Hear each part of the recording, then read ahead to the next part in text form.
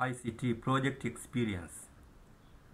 So tuangalie experience inasemaje kwenye utengenezaji wa project za ICT, hasa mobile applications pamoja na web systems, kwamba kuna system imetengenezwa lakini ipo slow sana hiyo system, yani ina respond taratibu sana. Sasa kuna factor nyingi sana ambazo zinapelekea system ikawa ipo slow sana kwenye matumizi, kwenye implementation. Sasa hizo factors ni zipi, ili tuweze kuepukana nazo, tutengeneze mifumo ambayo itakuwa ipo faster sana kwenye execution. Sasa ili utengeneze mfumo ambao utakuwa faster, kuna vitu vya kuzingatia. Kwanza, database, umechagua database gani, lakini hata framework pamoja na programming language umechagua ipi. Hizi ni sababu chache ambazo zinapelekea system yako ikawa ipo kwenye efficiency kubwa sana kwenye utendaji wake wa kazi. Sasa kabla sijaingia katika mada ambayo tunazungumzia experience kwenye ICT project, ni mambo gani tufanye basi hizi project zetu za ICT, hizi web tunazotengeneza zikawa zipo faster kwenye execution. Yani kusiwe na zile shutdown za mara kwa mara au downtime za mara kwa mara. Yani system ikitumiwa na watu wengi inaanza kuwa slow hapo hapo. Tunataka tuepukane na yale mambo sasa. Kwa sababu kuna system ambazo watu wengi wakianza kuitumia kwa wakati mmoja, ile system inakuwa ina flow. Yani inakuwa ipo slow sasa kwa muda huo ambao watu wanaitumia kwa wakati mmoja. Sasa zipo factor nyingi ambazo zinapelekea hali ya namna ile, kwamba system ikitumika na mtu mmoja inakuwa ipo faster, wakitumia wengi inakuwa slow. Zipo factor nyingi. Tataja baadhi, kwamba mojawapo ni server, uwezo wa server yenyewe. Server yenyewe ipo powerful kiasi gani katika processing speed yake, yani zile physical hardware zilizofungwa mule kwenye server, kama vile processing speed ni CPU pamoja na RAM pamoja na hard disk pia, na yenyewe inaweza kadetermine ufaster wa kuretrieve hizo data kutoka kwenye hard disk. Kwa hiyo ile server yenyewe na yenyewe ni factor mojawapo ambayo inaweza kapelekea kwamba system hii inaweza ikahudumia watu wengi kwa wakati mmoja, kwa sababu ni powerful. Lakini sisi tuangalie upande wa hardware hizo. Sisi tunaangalia upande wetu wa programming, kwamba wewe kama software developer ufanye mambo gani ili kuifanyia optimization hiyo project yako unayofanya ya ICT, ikawa at least ina uwezo wa kurespond kwa haraka zaidi, ukiacha mbali na zile factor nyingine kama network, server yenyewe pamoja na factors nyingine za bandwidth na nini.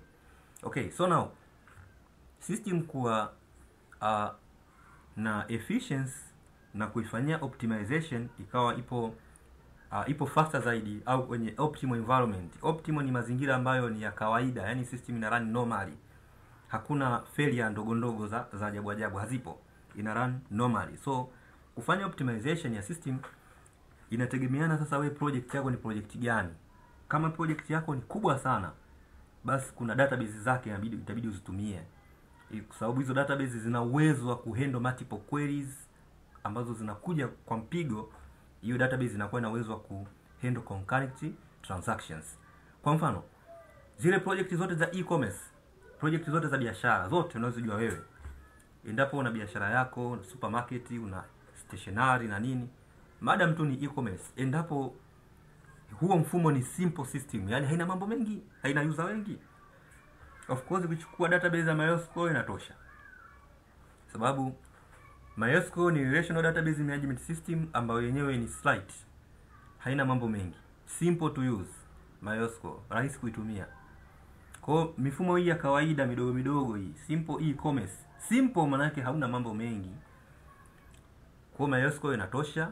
Language ni PHP inatosha, na framework ni maarufu sana, of course madeveloper wengi wanaitumia hii Laravel. Watu wengi sana wanaitumia hii kutokana na efficiency yake, ni nzuri katika system ambazo ni normal systems, okay? Na nyingine ambazo of course zipo nyingi, lakini unaweza kaongezea mwenyewe, ila simple system unatumia simple database, na Laravel inatosha kwa features ambazo inazo. Laravel inatosha kuweza kutoa huduma kwenye hiyo simple e-commerce system.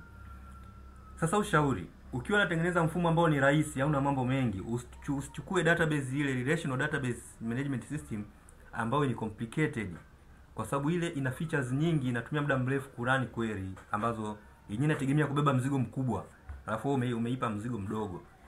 Kwa hivi ukitumia simple system, tumia simple database. MySQL ndio tunafanya optimization hapo. Simple system, simple relational database management, na unatumia Laravel ambayo kwamba yenyewe haina mambo mengi. Unatumia framework ya Laravel ambayo haina mambo mengi as well. Kuna mifumo ya bus ticketing. Mfumo wa bus ticketing ni mfumo ambao user au abiria naweza kusema, au sisi ambao tunasafiri tutakuwa tunakata tiketi kwa kupitia kwa kupitia mtandao. Naweza kusema mtandao huo unaweza kawa ni USSD kwa wale ambao hawana internet, au unatumia mobile application au web application. Lakini sisi tunaangalia ile database ile kwa installed. Hiyo ni database yenye uwezo wa kuweza kuhandle complicated query na multiple queries concurrently. Kwa sababu tunasema bus ticketing, kipindi wewe unanunua tiketi ya kusafiri na wakati huo huo mimi nipo sehemu nanunua tiketi, kwa hiyo tuna access the same labda field katika database au the same table kwa wakati mmoja. Sasa database inatakiwa iwe na uwezo wa kuhandle zile multiple queries zile concurrently, tena katika ile ambayo kwamba ni consistent, yani kusiwe na isolation yoyote ya data. Sasa basi hapa nimeweka database ya bus ticketing, nimeweka database ya Postgres. Tunasema tunafanya optimization. Sijamaanisha kwamba MySQL Wi-Fi inafaa, ila sisi tunasema una optimize, unaifanya ile system ikarani katika optimal environment, yani hakuna slowdown ambazo sio za lazima, ndio hizo ambazo tunaziepuka. Kwa nini nimesema Postgres? Kwanza kabisa Postgres ni object oriented database. MySQL sio object oriented database. Kwa hiyo ukisema bus ticketing, maana yake ni kwamba huna haja kuwa na table nyingi kwenye Postgres. Unaweza kuwa na table mbili tu kazifanyia inheritance. Ndio maana object oriented. Maana yake tayari optimize database. Huna table nyingi kuzirani. Una run table zako mbili tu, alafu unazifanyia inheritance. Hiyo inaitwa ni Postgres. Alafu Postgres yenyewe ina uwezo wa kuhandle query ambazo zipo complicated sana, tena katika ile ambayo kwamba ni efficiency bila downtime. Okay, now for example, endapo nina insert rekodi 100,000, yani wanao order ticket ni abiria 100,000 wana order ticket kwa mpigo, yani kwa wakati mmoja wote wana send request. MySQL ita experience downtime. MySQL haitaweza kuhandle hizo request 100,000 kwa wakati mmoja, ila Postgres yenyewe ina mechanisms ambazo zenyewe inaweza ikazihandle hizo complicated queries ambazo zinakuja concurrently, ikazirani zote. Postgres ina uwezo wa namna hiyo. Kwa hiyo unasema kwamba simple e-commerce unaweza kutumia mwenyewe kwenye stationery, MySQL inatosha. Bus ticketing, watu wengi wanaweka order, huyu ananunua tiketi, huyu anafanya nini, kwa wote wanatumia system kwa wakati mmoja. Of course MySQL hapo itasafa kiaina, ila Postgres ipo vizuri. Programming language sasa ni nzuri zaidi ukitumia Python. PHP inafaa, lakini Python inafanya kazi vizuri sana na Postgres. Na framework zipo kwenye za Python, framework za Python zipo nyingi, lakini sisi tunaangalia ile high level framework ya Python ni Django. Zipo na nyinginezo, Streamlit hizo, Flask, hizo zote ni framework za Python, ila high level ni Django ambayo kwamba yenyewe ni top kwa ajili ya web application. Kwa yenyewe hasa imejikita kwenye web na ina features zote za web zipo pale. Okay, hizo nyingine zipo katika specific domain, kama ni data science basi unaitumia kwenye data science. Flask kama application yako ni simple, unatumia Flask. Complicated applications Django, okay? Mifumo yote ile ya management ya student results, yani ya kishule ile college management system na nini, student records na nini, ni mifumo ambayo mwanafunzi anaingia, anafanya usajili, ana request control number, anafanya clearance ya kumaliza shule, anaangalia matokeo, anafanya mambo mbalimbali, of course anajulikana. Kwa ni mifumo ambayo MySQL inatosha, kwa sababu inarani katika ile domain ya chuoni pale, au kama mwanafunzi akitoka nje ana access kwenye internet na nini. Kwa hiyo MySQL inatosha, kwa sababu query zake zitakuwa ni za kawaida, na PHP of course ni language ambayo kwamba inafaa eneo hilo, na framework zipo nyingi, lakini sisi tunaangalia vile ambazo ni high level na ni most popular, popular ambazo zinatumika sana. Okay, object detection hizi sana sana ni system za machine learning, naweza kusema, kwa sababu zinakuwa integrated kwenye device ambazo ni biometric authenticators devices, kama device ambazo unaweza kuweka mkono wako ikaweza kudetect kama wewe ni fulani, mlango kafunguka kaingia ndani. Hizo object detection na nini. Kwa ni system ambazo zinataka ile database iwe faster sana, yani kama information zako zipo kwenye database, ili uweze kuwa authenticated kuingia sehemu, iweze kukutambua kwa vidole au kwa uso, inatakiwa hizo information ambapo zimehifadhiwa, ile retrieval yake iwe ni ya faster, isidelay. Yani sio kwamba umeweka mkono unakaa dakika 5 nzima, hapana, ile query inakuwa ifanyike kwa faster. Postgres inafanya vizuri eneo hilo. Python ndo language kwenye mambo hayo, machine learning na object detection. Machine learning language of course unaweza kutumia Flask, unaweza kutumia Django, lakini in case kwa specific cases uweze kutumia Django, uweze kutumia Flask, utatumia Python, utatumia na integrated devices hizo, utatumia Django in case umetengeneza website. Kwa system za object detection na similar ambazo zina operate kwenye upande wa machine learning, database inayopendekezwa ni Postgres. Unapofanya machine learning usitumie MySQL, tumia Postgres. Huu ni ushauri wa kwanza. MySQL sio specific kwa ajili ya kufanya online analytical. Postgres ni database ambayo inafaa kufanya online analytical kutokana na ule ufaster wake wa execution. Okay, so naweza kukupa simple task, ukachukua rekodi ambazo zipo kwenye Microsoft Excel zenye data 40,000 50,000. Hizo data za Excel ziconvert kwenda kwenye CSV, of course inafahamika, alafu ziupload kwenye MySQL. Of course inawezekana, yani kuupload data set za Excel kuzipeleka kwenye MySQL, alafu data hizo zipeleka kwenye Postgres, alafu uangalie hizi database hizi reactions zake. Okay, MySQL ita shoot down, Postgres itafanya kwa wepesi kwa muda mchache sana. Kwa MySQL ita shoot down pale pale, itashindwa kuhandle hizo rekodi 50,000 60,000 kuzinsert kwenye table simultaneously, haitaweza, ita shoot down pale pale. Ila kama una insert moja moja, sasa tu insert data moja moja kwenye real world, maana yake user wana interact na system wengi, kwa hiyo system inatakiwa iweze kuzielewa zote zile kweli na hizi execute concurrently. So wale ukuta kwamba Postgres inafanya vizuri sana kwenye eneo hilo, na ndio maana zile systems zote ambazo ni enterprise resource planning systems zinatumia Postgres, hazitumii MySQL.